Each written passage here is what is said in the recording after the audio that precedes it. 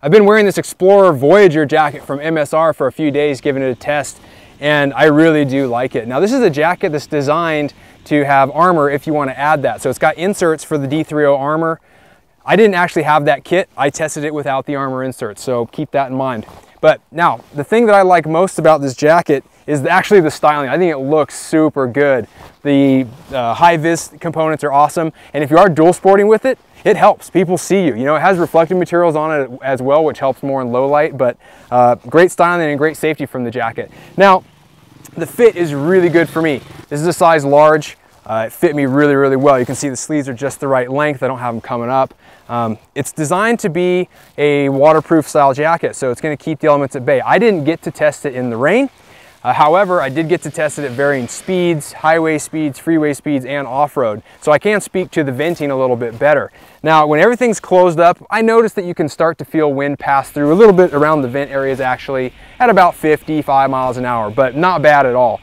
So the jacket works really well. We rode in some pretty cold temperatures and all I had was a jersey underneath, and it did a decent enough job keeping me insulated. It's one of those things where if I was gonna do more with it, and I will be, I'm keeping this thing and I really like it, but I'm gonna have to just bone up a little bit on my underlayers. So do your underlayers properly, and I think you'll get the most out of this jacket. Now, the venting options, however, when you do open them up, work great.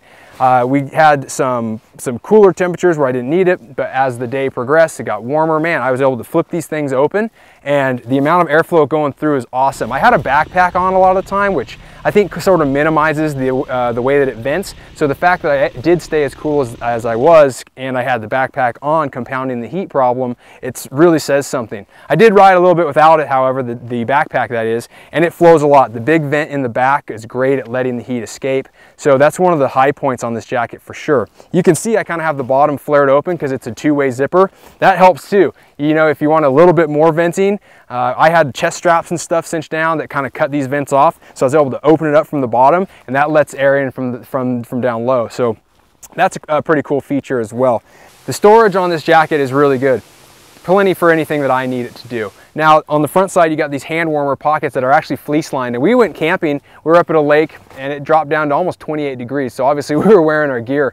And as we're standing around on the porch and hanging out, I found that fleece lining was great. I kind of thought that I wouldn't like it so much, like, I don't really need fleece lining, but I found out it was nice. I thought that was a great feature. The storage in terms of volume up front is great as well. I had GoPros in there, my wallet was in there.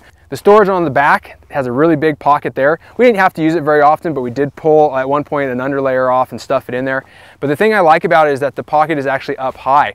You know, when that pocket is way down low and it's this huge cargo space, you tend to put things in there like a water bottle or things that are heavy, and then you're sitting on them. You know, you sit down on the bike and it gets underneath you. So by holding the pocket up a few inches, you don't ever have that issue. I think that MSR did a great job with that design feature. The other pocket I like a lot on this is that inside storage pocket. You open up the storm flap and it's a zippered pocket there. You don't have to open up the jacket entirely. It's really easy to get into. That's where I kept my phone and my wallet most of the time. And it's pretty big. You can fit everything in there. I didn't ever take any diggers in it, so I don't really know how it stands up to crash testing, but it seems really, really durable. It kind of hits all the points. You know, it's waterproof, looks great, fits great, does everything it claims to do, and if you want to add that armor, you have the option to do so. At, you know, its price point, I think that it kind of feels a little bit price heavy to me, but after riding with it, I can say that it probably justifies that price. It's going to last a while. It's a really cool jacket, and it's functional. That's the important thing.